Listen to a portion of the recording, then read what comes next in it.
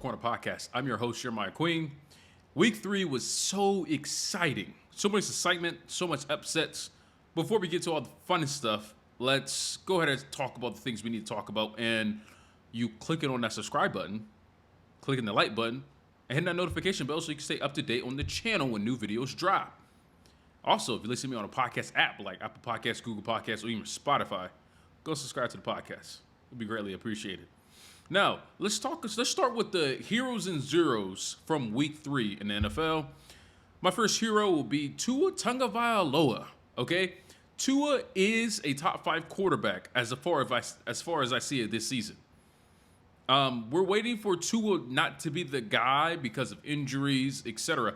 But what I've seen so far under Mike McDaniel is that Tua is the greatest, is a top 3 quarterback. Passer rating, completion percentage, scoring. Like, the Dolphins' offense is just so high powered.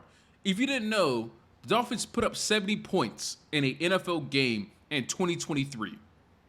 Okay, that's enough being said. But I want to get back to what Tua did. Tua threw for 4 touchdowns, had over 300 yards passing, almost had a perfect passer rating. I think his passer rating was 155.8 to be exactly, and he had completed 88% of his passes. I kept checking in on the game, and I noticed that Tua was 100%. Like, going into like the third quarter, he was like 16 for 16, over 200 yards. It was light work. I want to say they scored on every possession but one in the first half. And the one possession they didn't score on was the turnover on downs possession because they were lights out. Tua was a hero for the Dolphins. And you know what? I need to talk about a few other people on that team actually. That A-Chain, the running back, had over 200 yards. Also, Raheem Mostert had 4 total touchdowns in that game. They had 7 rushing touchdowns, something that needed to be added. But Tua was the main hero and the reason why the Dolphins actually had the victory over the Broncos. The second hero of the day is C.J. Stroud. C.J. Stroud, a rookie, threw for 280 yards, had over 100 passer rating, 2 touchdowns, no turnovers, and he and that team blew out the Jacksonville Jaguars, a team that were supposed to be the favorites in that division. And I guess it's not as shocking because the Texans kind of own the Jaguars. They have won now 10 of the last 11 meetings and the last 6 meetings in Jacksonville. C.J. Stroud is a good quarterback. He displayed it. He put it on display on the biggest stages in a game where he was a 9-point underdog. The Texans get their actual first victory of the 2023 NFL season. So we have heroes, and now we have zeros. And the first zero is Sam Howell. What are you doing? What was that performance, Sam Howell? 4 interceptions? No, 4. 1, 2, 3, 4. 4 interceptions in a blowout loss against the Buffalo Bills? Here I'm thinking the Commanders have I'm thinking the Commanders are better than what they really are, and it turns out they're just not. The Commanders went back into the old Commanders, or what we know of them being losers and not a relevant football team because they don't make big plays. This was the game. This was the game where you could put your team on the map of them being a good team this season. Now, maybe it's just a one-off, but all I know is that you beat a Cardinals team that's very competitive. We'll get to them later, but we don't expect them to be a playoff team, and then you beat a Broncos team that just let another team score 70 on them. Sam Howell, if you don't turn the ball over, maybe it's a closer ball game, but 4 interceptions is never acceptable. You was a zero because you failed your team in the biggest way because you're the quarterback and you touch the ball the most. You have to play better for your team if you expect to be a franchise quarterback. And the last zero will be Justin Fields. I give up on the Bears. I really do. Justin Fields is not playing good football. It didn't help that he had the remarks, and I kind of defended him with the remarks because I thought him having a defensive head coach is part of the problem. But maybe Justin Fields is just not as talented as we thought he was. Now, we don't know what's going to happen, but all I know now is that Justin Fields, the Bears, are the worst team in football. They're 0-3, and they're already on pace to have their first overall pick, which will be Caleb Williams from USC. Justin Fields only threw for 99 yards. And you could say, well, he had a touchdown, but that was in garbage time. His team only scored 10 points. They are just not a good football team. The Bears don't know how to pick quarterbacks. They don't know how to pick receivers. The Bears don't know offense. For the longest I've watched the Bears, if you look at the history of the Bears franchise, they do not have a talented offense ever. It's just never a thing. It is what it is. This is a timeout corner. It's a segment in which there's going to be an individual or a team or a player or a coach that's used to just sit in the corner and timeout like they're a little child. And that will be Sean Payton and his Denver Broncos. They are 0-3. They're 0-3. They gave up 70 points to a Dolphins team. 70. Let me put this in perspective.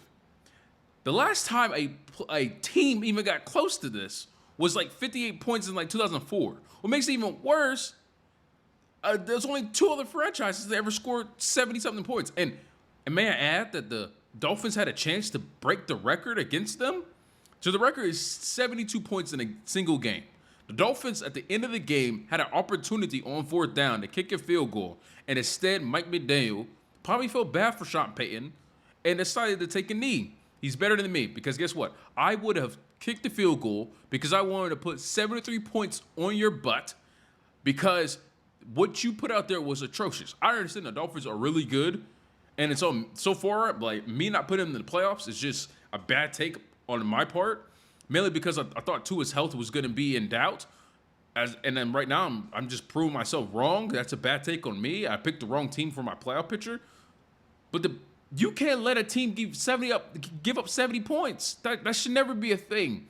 Once a team scores roughly 40 points, that should be it. But 70 points. Like, every time I look at the scoreboard for that Dolphins game, it was touchdown, touchdown, touchdown, touchdown, touchdown. It was ridiculous. Like, something has to change. Whether it's Russell Wilson being cut, released, traded. I understand they still owe him a lot of money. So like, if you do that to Russell Wilson, you will still be paying him, or another team will be paying him. Sean Payton, this is just a bad look. You come out of retirement to do this, to put up a stinker. That's 3 straight losses for the Broncos. The Broncos are making the playoffs, and the Broncos might be in the conversations for getting Caleb Williams and the 2024 NFL Draft. MVP for this past week 3 has to go to Jordan Love.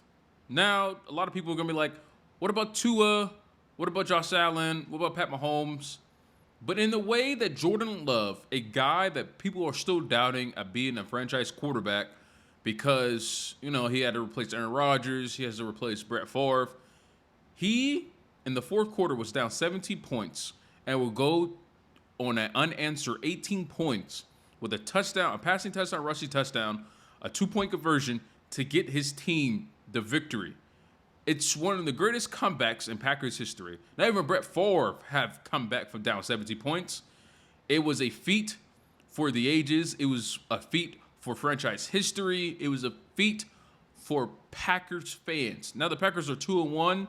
Jordan Love is playing like a top-tier quarterback in which Matt LaFleur actually thought he can be, drafting him in the 2020 NFL Draft.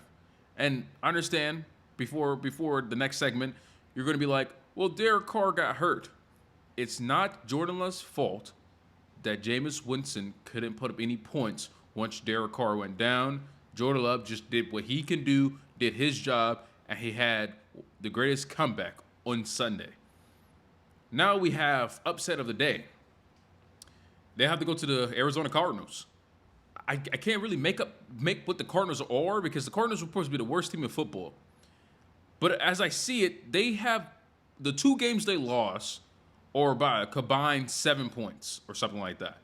They lost against the Commanders in week 1 in a game they could have won. I think they lost by like 3 or 4 points. And then they lost in week 2 against a team that had to come back up down 21 points because at one point the game was 28-7 in the Giants. And the Giants, I don't think, are a really good team in the first place. They almost won that game. And then they went to beat a team that everybody had was the best team in NFC and the Dallas Cowboys. The Arizona Cardinals watch out. There's a reason why they got Dobbs to be their quarterback. There's a reason why they cut Colt McCoy, because Dobbs, the way I've seen him play so far this season, he's poised.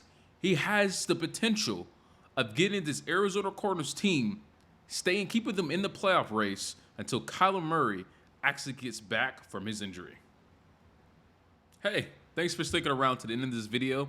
If you haven't already, hit that subscribe button, click that notification bell. Also hit that like button and leave a comment down below if you want to learn more or you're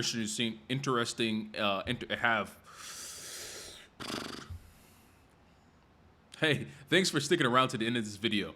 If you haven't already, please click that like button, hit that subscribe button, and click that notification bell so you can be up to date when new videos drop on this channel. Also, if you would like to hear more about my takes on the NFL, you can follow me on my social media pages on TikTok and Instagram at the Football Corner Podcast. Thanks for watching. See you next time.